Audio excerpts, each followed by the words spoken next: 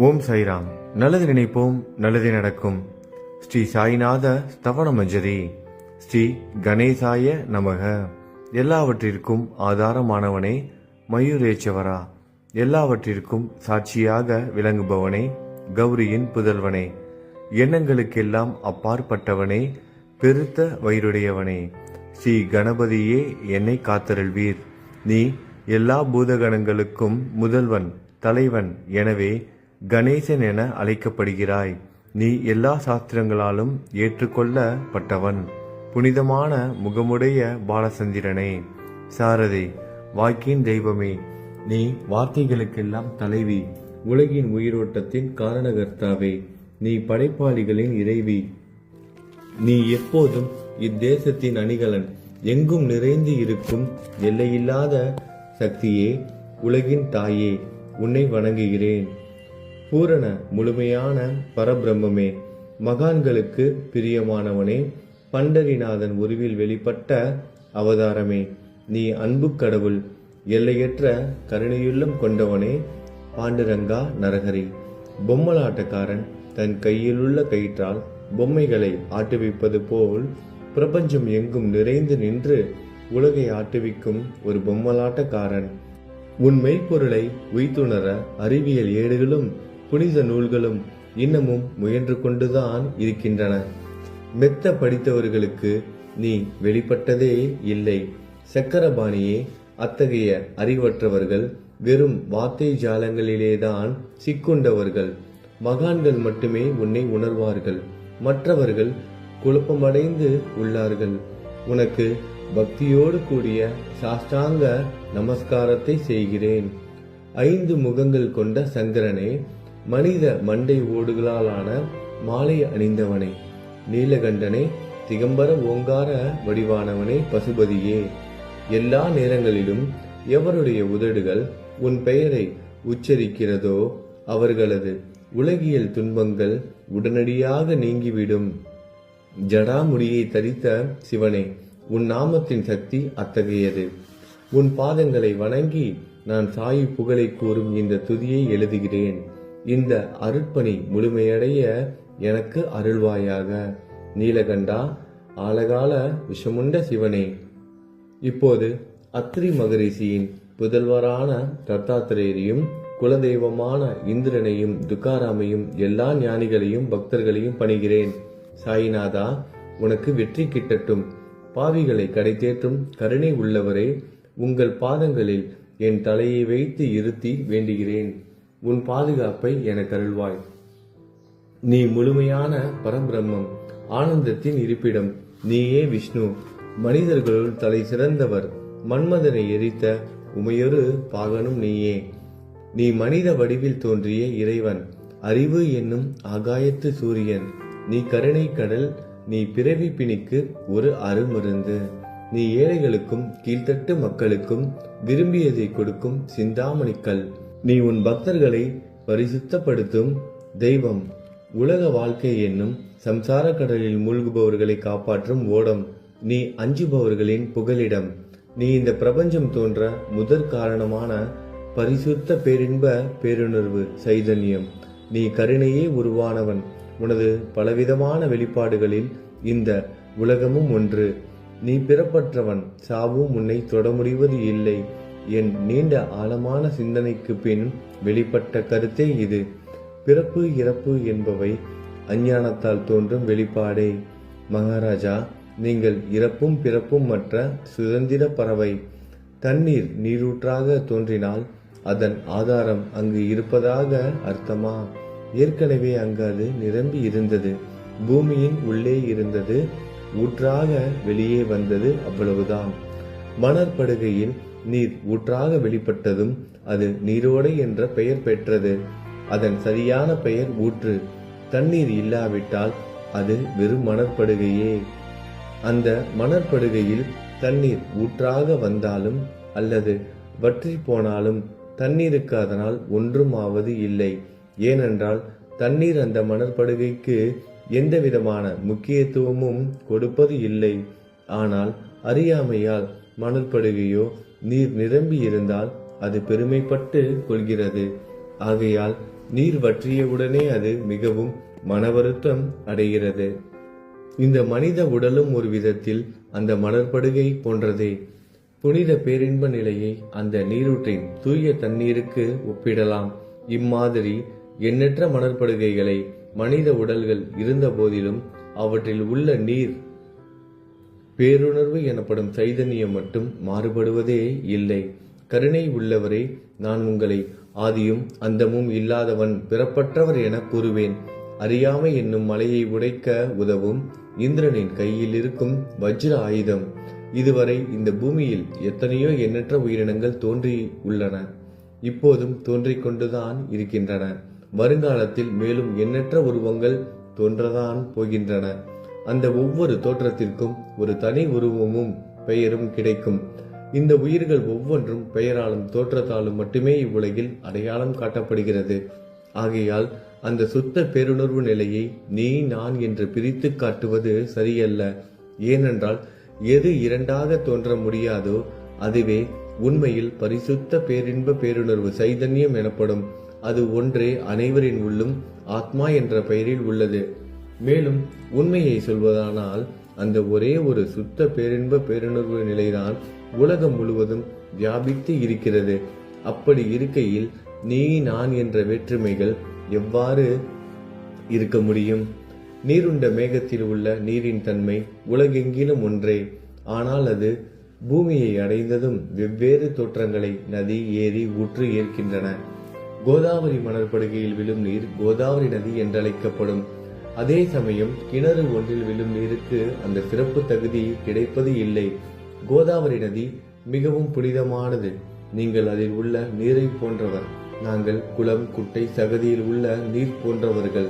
நம் இருவருக்கும் இடையே உள்ள வித்தியாசம் இதுதான்.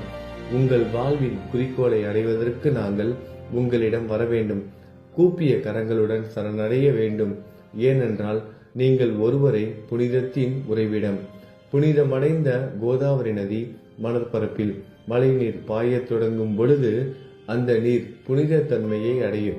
அதை வெறும் தண்ணீராக மட்டும் கருதினால் அந்த தண்ணீர் தான் எல்லா இடங்களிலும் இருக்கிறது. கோதாவரி நதி தீரம் முழுவதும் புனிதமாக கருதப்பட்டது. பூமியின் அந்த மணற்பகுதி அதன் புனித தன்மையை நிர்ணயம் செய்கிறது. தான் பழகும் மக்களின் தன்மைக்கேற்ப மக்கள் குணம் மாறுபடுகிறது. புனித ஆத்மாக்களின் செருகையால் அவர்களுடன் சேருபவர்களின் ஆத்மா ஒளிவிடத் தொடங்குகிறது. இல்லாவிட்டால் அது மாசுபட்டே இருக்கும். நீருண்ட மேகத்தினின்று கீழே விழுந்த நீரின் புனித தன்மையை எந்த பூமியின் பகுதி மாற்றவில்லையோ அந்த பகுதியை சாஸ்திரம் அறிந்தவர்கள் கோதாவரி என்று கூறுகிறார்கள். மற்ற பகுதியில் விழுந்த நீர் அந்த பகுதியில் உள்ள மண்ணின் குணத்தை ஏற்றுக்கொண்டது, புனித தன்மையை இழந்தது. மேகத்தில் இருந்த பொழுது பரிசுத்தமாக இருந்த நீர் அசுத்தமாகவும் கசப்பாகவும் உப்பாகவும் மாறிவிட்டது. 6 வித உட்பகைகளை அகற்றி காமம், கோபம், பேராசை, வெறுப்பு, அகங்காரம், பொறாமை புனித உடலெடுத்து வந்த குருதேவா தங்களை புனித மகான் என்று அழைப்பதே சாலப் பொருந்தும். ஆகவே நீங்களே புனித கோதாவரி. நீங்கள் புடம் போடப்பட்டதாலேயேதான் நான் உங்களை புனித கோதாவரியாக உருவகம் செய்கிறேன். இயங்கும் அத்தனை படைப்புகளிலும் நீங்கள் சிறப்புற முதன்மை பெறுகிறீர்கள். பிரம்மா உயிர்களை படைக்க ஆரம்பித்ததிலிருந்தே உலகம் தோன்றியது முதல் கோதாவரி நதி இருக்கிறது. நீர் நிறைந்து பாயும் அந்த நதியில் இன்று வரை தண்ணீர் வற்றியதே இல்லை. ராவணனின் எதிரியான ராமர் கோதாவரி நதியின் கரைக்கு வந்தபோது ஓடிக்கொண்டிருந்த தண்ணீர் இன்று வரை அதே இடத்தில் எப்படி இருக்க முடியும் என்று சற்றே யோசித்து பாருங்கள். கோதாவரி நதியின் மணற்படுக்கை மட்டும் அதேதான். தண்ணீர் கடலை சென்றடைந்து விட்டது. ஆனால் அந்த கோதாவரி நீர்ப்படுகையுடன் புனிதத்தன்மை மட்டும் என்றுமே மாறாமல் இன்று வரை அப்படியே உள்ளது. ஒவ்வொரு வருடமும் பழைய நீர் வெளியேறி புதிய நீர் அதற்குள் பாய்கிறது. உங்களுக்கு தெரிந்த வாழ்க்கை நீதிதான் அது. ஒரு நூற்றாண்டை ஒரு ஆண்டாக கணக்கிட்டால் அந்த நூற்றாண்டில் தோன்றிய முனிவர்கள் பாயும் நீரை போன்றவர்கள். அவர்களில் மிகப்பெரிய மகான்கள் அந்த நீரில் தோன்றும் அலைகள் போன்றவர்கள். இந்த புனித கோதாவரி நதியில் முந்தைய நூற்றாண்டுகளில் சனாதர், சனதர், சனந்தனர் போன்ற மகான்கள் வெள்ளமாக தோன்றினார்கள். பிறகு நாரதர், தும்ரு, துருவன், பிரகலாதன், மகாபலி சக்கரவர்த்தி, சபரி, அங்கதன், வாயுகுமாரனான அனுமான், விதுரர், கோபர்களும் கோபியர்களும் வெள்ளமாக தோன்றினர். இவ்வாறு இன்று வரை கடந்த நூற்றாண்டுகள் ஒவ்வொன்றிலும் ஒன்றன் பின் ஒன்றாக மகான்களாகிய வெள்ளம் தோன்றியது. அவற்றை எல்லாம் என்னால் ஞாபகப்படுத்தி கூற முடியவில்லை. சாய்நாதா, இந்த நூற்றாண்டில் 19ஆம் நூற்றாண்டு புனித கோதாவரி நதியில் சந்தேகத்திற்கு இடமில்லாமல் நீங்கள் வெள்ளமாக பாய்ந்தீர்கள். எனவே உமது தெய்வீகமான பாதங்களை வணங்குகிறேன் மகாராஜா. நான் செய்யும் தவறுகளை உங்கள் கவனத்தில் வைத்துக் கொள்ள வேண்டாம் என மன்றாடி கேட்டுக்கொள்கிறேன். நான் ஒரு எளியவன், அறியாதவன், தீய குணங்கள் கொண்ட மிகப்பெரிய பாவி. என்னை புறம் தள்ளி விடாதீர்கள், கைவிட்டு விடாதீர்கள். மட்டமான உலோகத்தையும் தங்கமாக மாற்றும் சக்தி கொண்ட ரசவாதக்கல் இரும்பினுடைய இயற்கையான தன்மைகளை பொருட்படுத்துவது இல்லை. கோதாவரி நதி தன்னுள் கலக்கும் சிறு ஓடைகளை திருப்பி அனுப்புவது இல்லை. அநேக தீய குணங்களை என்னுள் கொண்டவன் நான். உங்களது கருணை மிகுந்த பார்வையால் அவற்றை சடுதியில் அழித்து விடுங்கள். இது மட்டும்தான் உங்கள் அடிமையான தாஷ்கனுவின் வேண்டுகோள். ரசவாத கல்லின் தொடர்பு ஏற்பட்டும் இரும்பின் இயற்கை தன்மைகள் அளிக்கப்படாவிட்டால் குருதேவா, அது ரசவாத கல்லின் பெருமைக்கு இழுக்கு அல்லவா? என்னை பாவியாகவே இருக்கும்படி விட்டு விடாதீர்கள். தங்களை குறைவாக மதிப்பிட்டுக் கொள்ளாதீர்கள். நீங்கள் ரசவாத கல், நான் இரும்பு. எனக்கு ஏற்படும் இழிவுகள் தங்களுக்கு ஏற்படும் இழிவுகள் அல்லவா? ஒரு குழந்தை தவறு செய்து கொண்டேதான் இருக்கிறது. ஆனால் அதற்காக தாயார் கோபமடைவது இல்லை. இதை தாங்கள் நினைவில் வைத்துக் கொண்டு எனக்கு உங்கள் அருள் ஆசிகளை தாருங்கள். சத்குரு சாய்நாதா, நீங்கள் எனது கற்பக விருட்சம், சம்சார கடலை கடக்க உதவும் கப்பல். சந்தேகத்திற்கு இடமின்றி நீங்கள் ஒருவர் மட்டுமே என்னை கடை தேற்ற முடியும். நீங்கள் எனக்கு காமதேனுவாகிய பசு. நீங்கள் சிந்தாமணிக்கல், ஞானவானில் சூரியன் தாங்கள். நீங்கள் நற்பண்புகளின் சுரங்கம், ஸ்வர்க்கத்திற்கு ஏறி செல்ல உதவும் ஏணி நீங்கள். புனித செயல்களின் நிறைகள் நிறைய கொண்டவரை, பரிசுத்தமானவரை, சாந்தி மற்றும் பேரின்பத்தின் மொத்த உருவமே, இரண்டாக இல்லாதவரை, வேறுபாடு இல்லாதவரை, அறிவு கடவுளே, குறைகளற்ற முழுமையான அறிவாக உருவெடுத்தவரே, மனிதர்களில் உன்னதமானவரே, சாந்தி மற்றும் மன்னிப்பதின் உறைவிடமே, பக்தர்களின் அடைக்கலமே, என்னை ஆசீர்வதியுங்கள், என்னை ஆசீர்வதியுங்கள். சத்குரு மச்சீந்திரநாதர். கலியுகம் ஆரம்பித்தவுடன் மகாவிஷ்ணுவால் உலகம் உய்ய அனுப்பப்பட்ட 9 நாதர்களில் ஒருவர் நீயே. சிவன் நெற்றிக்கண்ணை திறந்தவுடன் அந்த அக்னியில் தோன்றிய மகாத்மா ஜாலந்தரும் நீயே. நீங்கள் மகாராஷ்டிராவில் தோன்றி பக்தி மார்க்கத்தை பரப்பிய ஞானிகள் நிவர்த்திநாதர், ஞானேஸ்வரர், கபீர்தாசர், ஷேக் முகமது, ஏகநாதர். நீங்கள் போதவா தத்தகுருவின் குரு நீங்களே. பண்டரிநாதரின் அடியவர் சாவதா மாலி. நீங்கள் உண்மையில் ஆஞ்சநேயரின் மறு அவதாரம் ராமதாசர். நீங்கள் மகாராஷ்டிர ஞானி பாண்டுரங்கன் மீது அபகங்கள் என்னும் கீர்த்தனை நிறைய இயற்றிய துகாராம். சாயிநாதா, நீங்கள் முஸ்லிம் ஞானி ராம பக்தர். நீங்கள் தத்தாத்திரேயரின் மறு அவதாரம் மாணிக் பிரபு. உங்களது இன்றைய அவதாரம் தோற்றம் மற்றும் உங்களுடைய எண்ணற்ற தன்மைகளை புரிந்து கொள்ள உண்மையில் கடினமாக இருக்கிறது. உங்களது ஜாதி குலம் பற்றிய எதையும் நீங்கள் எவருக்கும் வெளிப்படுத்தியது இல்லை. சிலர் உங்களை முஸ்லீம் என்கிறார்கள், சிலர் உங்களை பிராமணர் என்கிறார்கள். கிருஷ்ணரை போன்று எண்ணற்ற தெய்வீக லீலைகளை செய்வதெல்லாம் உங்களுக்கு ஒரு விளையாட்டு. ஸ்ரீ கிருஷ்ண பரமாத்மாவை பார்த்து உயிர்த்துணர்ந்த பல்வேறு மக்கள் பலவிதமான பெயர்களிட்டு அவரை அழைத்தனர். சிலர் அவரை யது குலத்தின் அணிகலன் என்றார்கள். சிலர் அவரை மாடுகள் மேய்க்கும் இடையன் என்றனர். யசோதை அவரை பச்சிலம் குழந்தை என்றாள். கிருஷ்ணனின் மாமனாகிய கம்சன் அவரை மகா காலன், உயிரை குடிக்கும் யமன் என்றான். அர்ஜுனன் அவரை எங்கும் நீக்கமர நிறைந்துள்ளவர் என்றான்.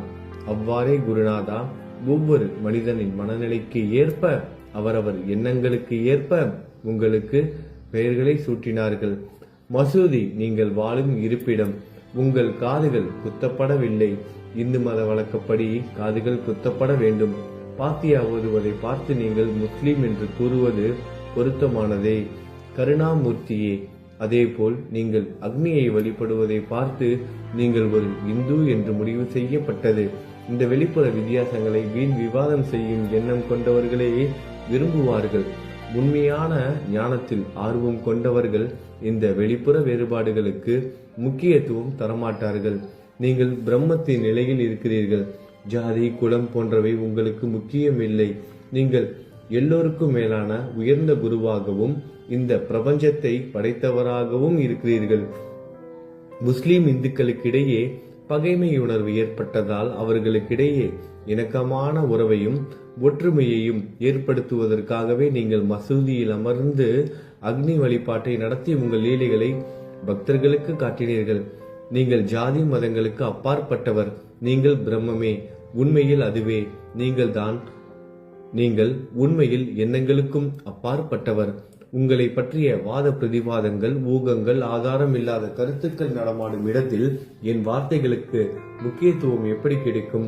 ஆனால் உங்களை பார்க்கும் பொழுது என்னால் மௌனமாக இருக்க முடியவில்லை. வார்த்தைகளால் போற்றுதலே உலக வழக்கில் உள்ள ஒரே வழக்கம். ஆகையினால் உங்கள் அருளாசியுடன் வார்த்தைகளால் எப்படியெல்லாம் போற்ற முடியுமோ அவ்வண்ணமே போற்றி புகழ்கிறேன். கடவுளின் நிலையை விட மகான்களின் நிலை வேறுபட்டு மிக உயர்ந்ததாகவும் இருக்கும். மகான்களின் அருகில் நான், எனது போன்ற எண்ணங்களுக்கு இடமே இல்லை. கடவுளை வெறுத்ததால் இரணியகசிபுவும் ராவணனும் கொல்லப்பட்டனர். மகான்கள் கைகளால் இத்தகைய துர்சம்பவங்கள் ஏற்பட்டதே இல்லை.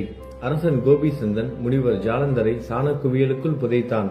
ஆனால் அந்த நிலையிலும் அரசரின் அந்த செயலுக்காக அந்த முனிவர் வருத்தப்படவே இல்லை. அரசரின் அந்த செயலுக்கு நேர்மாறாக அந்த அரசனை சம்சார சூழலிலிருந்து விடுவித்து அவனை முக்தியடைய செய்தார். மகான்களின் சக்தி இப்படிப்பட்டதே. அவற்றை விவரித்து கூற முடியாது. மகான்கள் சூரியனை போன்றவர்கள். அவர்கள் கருணை ஒளிவிட்டு பிரகாசிக்க கூடியது. மகான்கள் சந்திரனை போல் இதயத்திற்கு ஆறுதல் கொடுப்பவர்கள். சந்திரனின் மேன்மையான ஒளிக்கதிர்கள் போல் அவர்களது அருள் ஒளி வீசும். மகான்கள் இதமளிக்கும் கஸ்தூரி போன்றவர்கள். அவர்கள் அருள் அதன் நறுமணம் போன்றது. மகான்கள் சாறு நிரம்பிய கரும்பு போன்றவர்கள். அவர்களின் அருள் அந்த கரும்பு சாற்றினை போல் இனிப்பானது. நிச்சயமாக மகான்கள் நல்லவர்களிடமும் தீயவர்களிடமும் ஒரே விதமாக நடந்து கொள்கின்றனர். அதற்கும் மேலாக பாவிகளிடம் அவர்கள் காட்டும் அன்பு அளவிட முடியாதது. கோதாவரி நதியில் அழுக்கடைந்த துணிகளை சுத்தம் செய்யப்பட வேண்டி வருகின்றன. சுத்தமான துணிகள் கோதாவரி நதியை நின்று வெகு தூரத்தில் பெட்டியிலேயே தங்கிவிடுகின்றன. பெட்டியில் வைக்கப்பட்டிருந்த அந்த துணியும் ஒரே ஒரு முறை கோதாவரி மணற்படுகைக்கு நன்றாக துவைப்பதற்காக வந்ததுதான்.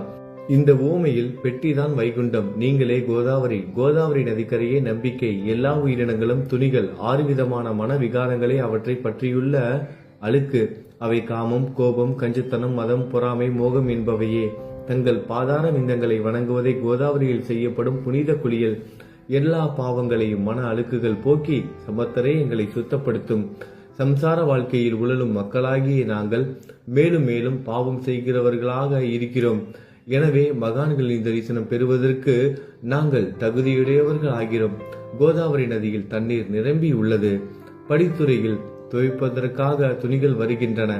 அவை துவைக்கப்பட்டு சுத்தப்படுத்தப்படாவிட்டால் அது கோதாவரி நதிக்கல்லவா இலக்கை தேடி தரும். நீங்கள் அடர்ந்த இலைகளுடன் கூடிய நிழலையும் குளிர்ச்சியையும் தரும் மரம். உண்மையில் நாங்கள் வழிபோக்கர்கள். எங்களை 3 வித துக்கங்கள், இயற்கை இடர்பாடுகளால் வரும் துன்பங்கள், நமது உடலுக்கு வரும் நோய் நொடிகள், அஞ்ஞானத்தால் நிரம்பிவிடும் பாவ மூட்டை எனப்படுவையில் சுட்டரிக்கின்றன. கருணாமூர்த்தியே, அந்த சுட்டரிக்கும் 3 வித தாபங்களின் வெப்பத்திலிருந்து எங்களை காப்பாற்றும். தங்கள் அன்பு மிகுந்த கருணை என்னும் குளிர் நிழல் இந்த சம்சாரம் என்னும் வாழ்க்கை கடலை கடக்க உதவும் தன்மை கொண்டது. மரத்தின் அடியில் அமர்ந்தும் ஒருவன் சூரியனின் சுட்டரிக்கும் வெப்பத்தை உணர்ந்தால் அந்த மரத்தை நிழல் தரும் மரம் என்று கூற முடியுமா? பாருங்கள், உங்கள் அருளின்றி இந்த உலகில் நல்லது என்பது ஏற்படுவது இல்லை. எனவே தர்மத்தை நிலைநிறுத்துவதற்காக சேஷசாயி பாம்பு படுக்கையில் இருப்பவனே அர்ஜுனனுக்கு நண்பனாக, வழிகாட்டியாக மற்றும் ஆன்மீகவாதியாக மாறினார். சுக்ரீவனின் அன்பினாலேயே விபீடனன் அரசன் ராமனின் நட்பை பெற்றான். ஸ்ரீ ஹரியும் மகான்கள் மூலமாகத்தான் பெருமை பெற்றார். பிரம்மம் உருவமற்றது. எனவே வேதங்களால் அதை வர்ணிக்க முடியவில்லை. பூமியில் அதை மனித உருவில் தோன்ற வைத்து மகான்கள் அதன் உருவமற்ற தன்மையை மாற்றினர். தாமாஜி என்ற பக்தருக்காக பாண்டுரங்கனை ஒரு தாழ்த்தப்பட்ட குளத்தில் பிறக்க வைத்தார். சோகமேளா என்ற பக்தருக்காக உலகின் தெய்வமாகிய இறைவனை இறந்த எருமைகளின் உயிரற்ற உடல்களை எடுக்க வைத்தார். மகான்களின் பெருமையை உணர்ந்த இறைவன் தண்ணீர் சுமந்து உழைத்தார். உண்மையில் மகான்கள் எல்லாவற்றையும் தாங்கும் சக்தியும் சச்சிதானந்த பிரபுவும் ஆகிய இறைவனின் எஜமானர்களே. இதற்கு மேலும் சொல்வதற்கு ஏதும் இல்லை. நீங்களே என் தாயும் தந்தையும். ஷீரடி கிராமத்தில் வசிக்கும் சத்குரு சாயிநாதா பாபா, உங்கள் லீலைகளை எவர் ஒருவராலும் உண்மையிலேயே முழுமையாக புரிந்து கொள்ள முடியாது என்கிற போது சாதாரண மனிதனாகிய நான் எவ்வாறு அவற்றை விளக்க முடியும் என்று கூறுங்கள். எல்லா உயிரினங்களையும் காப்பாற்ற நீங்கள் ஷீரடிக்கு வந்திருக்கிறீர்கள். மண் அகல் விளக்குகளில் வெறும் தண்ணீரை ஊற்றி அவற்றை எரிய வைத்தீர்கள். மிக குறுகிய மரப்பலகையை கொஞ்சம் ஊஞ்சல் படுக்கையாக்கி உங்கள் யோக சக்தியை உங்கள் பக்தர்களுக்கு காட்டினீர்கள். அநேக பெண்களின் மலட்டுத்தன்மையை முழுவதுமாக நீக்கினீர்கள். உதியின் மூலம் அநேக பேரின் வியாதிகளை குணமடைய செய்தீர்கள். இவ்வுலக சம்பந்தமான துன்பங்களை நீக்குவது உங்களுக்கு ஒரு பொருட்டே அல்ல. யானை ஒன்று எறும்பை சுமையாக கருதுமா? குருராயா, இப்பொழுது இந்த எளியவன் பால் கருணை காட்டுங்கள். உங்கள் பாதங்களில் சரணடைந்து விட்டேன். என்னை திருப்பி அனுப்பி புறம் தள்ளி விடாதீர்கள். மகாராஜ், நீங்கள் அரசர்களுக்கெல்லாம் அரசன். நீங்கள் குபேரனை விட செல்வம் அடைந்தவர். நிச்சயமாக தன்னிகரற்ற வைத்தியர். உங்களை விட மேலானவர் எவரும் இல்லை. மற்ற கடவுள்களை வணங்குவதற்கு தனித்தனியாக பூஜை பொருட்களும் வழிபாட்டு முறைகளும் உள்ளன. ஆனால் உங்களை வணங்குவதற்கு தகுதியான பொருட்களே இந்த உலகில் இல்லை. சூரியனின் ராஜ்யத்தில் தீபாவளி பண்டிகையை கொண்டாடுவது என்றால் எவ்விதமான பொருட்களை கொண்டு அதை கொண்டாடுவோம்? சமுத்திரத்தின் தாகத்தை தணிக்க பூமியில் போதுமான தண்ணீர் கிடைக்காது. நெருப்பை சூடாக்குவதற்கு எங்கிருந்து அக்னியை கொண்டு வருவது? ஸ்ரீ சமர்த்த குருராயா, பூஜை செய்ய உதவும் பொருட்கள் யாவற்றிலும் இருப்பது உன் ஆத்மாவே. ஆரம்பம் முதலே அவை உன் ஒரு பகுதியே. மேலே கூறப்பட்டவை எல்லாம் தத்துவார்த்த ரீதியில் கூறப்பட்டவையே. எனக்கு ஏற்பட்ட அடிப்படையில் கூறப்பட்டவை அல்ல. அனுபவங்கள் இன்றி கூறப்படும் வார்த்தை ஜாலங்கள் வீணே. சம்பிரதாய சடங்குகளின்படி உங்களுக்கு பூஜை செய்ய வேண்டுமென்றால் அதனை செய்வதற்கு தேவையான பூஜை சாமான்கள் என்னிடத்தில் இல்லை என் குருநாதா. கருணையுடையவரை, அடிக்கடி என் கற்பனை திறனின் அடிப்படையில் உங்களுக்கு நான் வழிபாடு செய்கிறேன். அந்த வழிபாட்டை இந்த அடிமையிடமிருந்து ஏற்றுக்கொள்ளுங்கள். இப்போது என் அன்பு கண்ணீரால் உங்கள் கால்களை கழுவுகிறேன். உண்மையான பக்தி என்னும் சந்தனத்தை அரைத்து சாந்தாக்கி உமக்கு இடுகிறேன். அழகிய வார்த்தைகளால் எழுதப்பட்ட இந்த துதி என்னும் கம்னியை உமக்கு அணிவிக்கிறேன். இந்த புகழ் மாலையை உங்கள் கழுத்தை சுற்றி அணிவிக்கிறேன். என் கெட்ட குணங்களை தூபமாக்கி உமக்கு முன் எரிய விடுகிறேன். தீய குணங்களின் கூட்டு பொருளே ஆனாலும் அது எரியும் போது அதிலிருந்து தீய வாசனை எழுவது இல்லை. சத்குருவுக்கு முன்பு இல்லாமல் வேறு எங்காவது இந்த தூபம் எரிய விடப்பட்டால் அங்கெல்லாம் அந்த தூபத்தின் நிலை கீழே கொடுத்த மாதிரி ஆகும். அதாவது சாம்பிராணியை நெருப்பில் போட்டவுடன் அது பொசுங்கி அதில் உள்ள நல்ல மனம் என்ற நற்குணம் அதை விட்டு மறைந்து போகிறது. சத்குருவே, உமக்கு முன் அதை எரிய விட்டால் இதற்கு மாறாக நிகழ்கிறது. தீய தன்மைகள், அழுக்குகள் அக்னியில் எரிந்து விடுகின்றன. உலகம் பார்த்து சந்தோஷப்படும் வகையில் அதன் நற்குணம் அதிலேயே தங்கிவிடும். மனதில் உள்ள தீய குணங்கள் யாவும் எரிந்த பிறகு மனம் மாசற்றதாகிறது. கங்கையில் உள்ள மாசுக்கள் நீங்கியவுடன் கங்கை புனிதமடைகிறது. மாயை, மோகம் என்ற தீபத்தை உமக்கு ஏற்றி காட்டுகிறேன். அதன் மூலம் என் மனம் வைராக்கியத்தை அடைய அருள் செய்வீராக. குருராயா, பரிசுத்தமான நம்பிக்கை என்ற சிம்மாசனத்தை நீங்கள் என்னுள் அமர்வதற்கு ஆசனமாக உமக்கு தருகிறேன். அதை பெற்றுக்கொண்டு எனது பக்தி என்ற நைவேத்தியத்தை ஏற்றுக்கொள்ளுங்கள். பக்தி என்ற நைவேத்தியத்தை ஏற்றுக்கொண்டு அதன் சாரத்தை எனக்கு கொடுப்பீராக. ஏனெனில் நான் உமது பால்குடி மாறாத பச்சிலம் குழந்தை. உங்கள் அருட்பாலில் எனக்கு உரிமை உண்டு. எனது மனதையே உமக்கு தட்சணையாக கொடுக்கிறேன். ஆகையால் நான் செய்யும் காரியங்கள் யாவற்றிலும் நான் செய்பவன் என்று உரிமை கொண்டாட முடியாது. ஏனென்றால் நினைக்கும் மனதை தான் உமக்கு அர்ப்பணித்து விட்டேனே. இப்பொழுது பணிவுடன் கூடிய பிரார்த்தனையோடு உங்களை சாஷ்டாங்கமாக நமஸ்காரம் செய்கிறேன். தெய்வீக சாயிநாதா, தயவு செய்து நீங்கள் அதை ஏற்றுக்கொள்ளுங்கள். 8 பிரார்த்தனைகள். சாயிநாதா, சாந்தமான மனமுடையவரே, அறிவின் சிகரமே, அன்புள்ளம் கொண்டவரே, கருணை கடலே, உண்மையின் உறைவிடமே, மாயை என்னும் இருளை அகற்றுபவரே, ஜாதி மதங்களுக்கு அப்பாற்பட்ட துறவியே, எங்களின் புரிந்து கொள்ளும் திறமைக்கும் அப்பாற்பட்டவரே, அன்பின் இருப்பிடமே, ஷீரடி நாதா, என்னை காப்பாற்றும். ஞான சூரியனே, ஞானத்தை அளிப்பவரே, எல்லாவித நல்ல செயல்களையும் செய்பவரே, பக்தர்களின் மனங்களில் ஒளிரும் பரமஹம்சரே, தங்களை சரணடைந்தவர்களை காப்பவரே, படைக்கும் தொழில் புரியும் பிரம்மாவே நீங்கள், காக்கும் கடவுள் விஷ்ணுவே நீங்கள், 3 உலகங்களையும், பூவுலகம், சொர்க்கம், நரகம், கடைசியில் லயமடைய செய்யும் ருத்திரனும் சிவனும் நீங்களே. நீங்கள் இல்லாத இடமே இந்த பூமியிலேது. எல்லாம் அறிந்த இறைவன் நீங்கள். எங்கள் அனைவரின் இதயங்களிலும் வசிப்பவரும் நீங்களே. எனது எல்லா குற்றங்களையும் மன்னிக்க வேண்டும் என வேண்டி கேட்டுக்கொள்கிறேன். அலை அலைகளாக வரும் சந்தேகங்களையும் மனமயக்கங்களையும் போக்குவீராகுக. நீங்கள் பசு, நான் புதிதாக பிறந்த இளம் கன்று. நீங்கள் சந்திரன், நான் சந்திர காந்தக்கல். தங்கள் பாதங்கள் கங்கை நதி, புண்ணியத்தை தருவதால் பணிவுடன் இந்த அடிமை உங்களுக்கு தலை வணங்குகிறேன். உங்கள் கைகளை என் தலை மீது வைத்து ஆசி கூறுங்கள். கவலைகளும் துன்பங்களும் பறந்தோடட்டும். நான் உங்கள் அடிமை. இந்த 8 துதிகளையும் கூறி நான் உங்களை சாஷ்டாங்கமாக நமஸ்கரிக்கிறேன். எனது பாவங்கள், துயரங்கள், ஏழ்மை யாவும் உடனடியாக விலகட்டும். நீங்கள் பசு, நான் கன்று குட்டி. நீங்கள் தாய், நான் உங்கள் குழந்தை. என் மீது கடுமை காட்டாதீர்கள். நீங்கள் மேற்கு தொடர்ச்சி மலைப்பகுதி மலையகிரியில் உள்ள சந்தனம், நான் முள் அடர்ந்த புதர். நீங்கள் புனிதமான கோதாவரி நீர், நானோ பெரும் பாவி. குருநாதா, உங்கள் தரிசனம் கிடைத்த பிறகும் என்னிடம் உள்ள கெட்ட குணங்கள் என்ற அழுக்கு என் மனதிலேயே தங்கி இருக்குமானால் உங்களை சந்தனம் என்று யார் கூறுவார்கள்? கஸ்தூரியின் அருகாமையில் உள்ள மண்ணும் உயர்வாக போற்றப்படுகிறது. மலரின் தொடர்பினால் தானே அதன் நாரும் தலையில் உயர்ந்த இடத்தை பிடிக்கிறது. மலரால் மனம் பெற்ற நாற்போல் மகான்களும் அப்படிப்பட்டவர்களே. அவர்களுடன் தொடர்புடைய எந்த பொருளும் மிகவும் உயர்வாக மதிக்கப்படுகிறது. சிவபெருமான் விபூதி, லங்கோடு, நந்தி ஆகியவற்றை ஏற்றுக்கொண்டதால் 8 திக்குகளிலும் அந்த பொருட்கள் புகழப்பெறுகின்றன. இடையர்களை மகிழ்விப்பதற்காக யமுனை நதிக்கரையில் உள்ள பிருந்தாவனத்தில் உலகிற்கெல்லாம் இறைவன் தகிகாலா உரியடி விளையாட்டு என்ற விளையாட்டை விளையாடினான். அதுவும் அறிவுடையோர் மத்தியில் ஏற்றுக்கொள்ளப்பட்டது. ஆகவே நான் பாவியான போதிலும் உங்கள் சேவையில் ஈடுபட்டு உள்ளேன். குருநாதரை, என் நிலைமையை பற்றி மனதில் எண்ணி பாரும். குருநாதா, லௌகீக உலகிலோ அல்லது ஆன்மீக வழியிலோ எந்த விஷயங்கள் எல்லாம் எனக்கு சந்தோஷத்தை கொடுக்கும் என என் மனம் சந்தேகம் இல்லாமல் நம்புகிறதோ அவற்றை எல்லாம் நீங்கள் எனக்கு அளித்தள்ள வேண்டும். உமது கருணையால் இந்த மாதிரி செய்துவிடும். எனது மனதை அடக்கி விடுங்கள். சமுத்திரங்கள் எல்லாம் தித்திப்பாக மாறினால் பிறகு அவை உப்பு கரிக்குமே என்ற பயம் தோன்றாதே. சமுத்திரத்தை தித்திப்பாக்கும் சக்தி உங்களுக்கு உண்டு. ஆகையால் தான் எனது இந்த வேண்டுகோள். தயவு செய்து இந்த வேண்டுகோளை நிறைவேற்றும். என்னிடம் என்னென்ன குறைகள் உண்டோ அவை அனைத்தும் உங்களுடையதே. ஆத்ம ஞானம் பெற்றவர்களில் முதலிடத்தில் உள்ள உங்களிடம் குறை என்பதை பொருந்தாதே.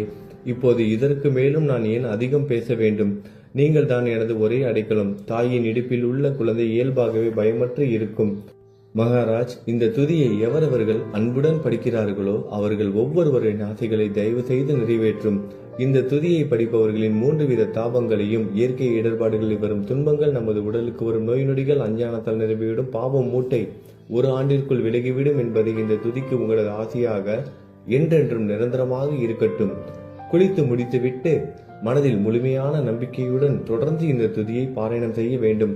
அப்படி முடியாவிட்டால் வாரம் வாரம் வியாழன் தோறும் சத்குருவை வணங்கி அவர் உருவை தியானம் செய்து கொண்டு இந்த துதியை பாராயணம் செய்யுங்கள். இதுவும் கூட முடியாவிட்டால் மாதம் மாதம் வரும் 2 ஏகாதசி தினங்களில் இந்த துதியை பாராயணம் செய்யுங்கள். இது ஏற்படுத்தும் விளைவுகளை பார்த்து அதிசயப்படுவீர்கள். குருமூர்த்தியான சாயிநாதர் இந்த துதியை பாராயணம் செய்பவர்களுக்கு இவ்வுலகியல் ஆசைகளை முழுமையாக உடனடியாக நிறைவேற்றுவார். இந்த துதியை திரும்ப திரும்ப பாராயணம் செய்வதால் முட்டாள்கள் கூர்மையான புத்தியை அடைவார்கள். யாராவது வாழ்நாளாவது குறைவானதாக இருப்பின் இந்த துதியை அவர்கள் படிப்பதால் 100 ஆண்டு காலம் வாழ்வார்கள்.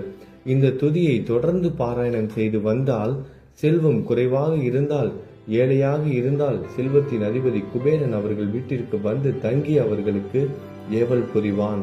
இது சத்தியம், இது சத்தியம், இது சத்தியம் என 3 முறை கூறுகிறேன். குழந்தை செல்வம் இல்லாதவர்கள் இந்த துதியை தொடர்ந்து படித்து வந்தால் குழந்தை செல்வம் பெறுவர். இந்த துதியை படிப்பவர்களின் வியாதிகள் எல்லா பக்கங்களிலும் பறந்தோடிவிடும். வியாதியை நின்று குணம் கிடைக்கும். இந்த துதியை திரும்ப திரும்ப படிப்பதால் பயம் மற்றும் கவலை மறைந்து போகும். மதிப்பும் மரியாதையும் கிடைக்கும். அழிவற்ற பிரம்மத்தை உணர்வார்கள். பிரம்ம ஞானம் கிட்டும். அறிவுடையோரே, இந்த துதியின் மீது உங்கள் இதயங்களில் முழுமையான நம்பிக்கை வையுங்கள்.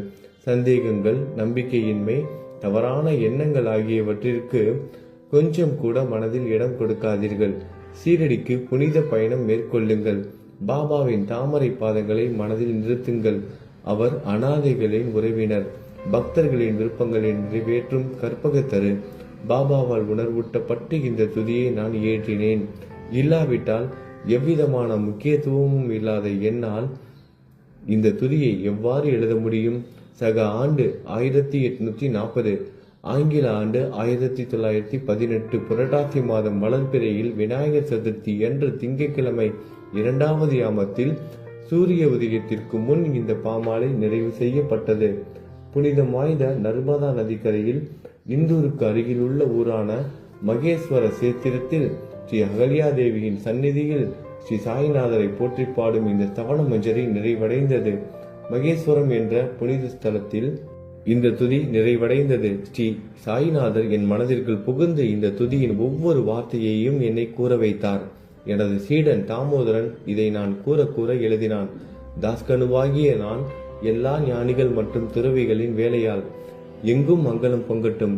ஸ்ரீ சாய்நாதரை போற்றி பணிவுடன் எழுதப்பட்ட இந்த ஸ்ரீ சாய்நாத ஸ்தவனமஞ்சரி என்ற துதி பாராயணம் செய்பவர்கள் சம்சார கடலை கடக்க உதவட்டும். இது ஸ்ரீ பாண்டுரங்கனுக்கு தாஸ்கனுவின் நம்பிக்கை மற்றும் பணிவோடும் கூடிய பிரார்த்தனை. ஓம் சாய்ராம். நல்லதே நடக்கட்டும். ஓம் சாய்ராம். மங்களம் சுபமங்கலம்.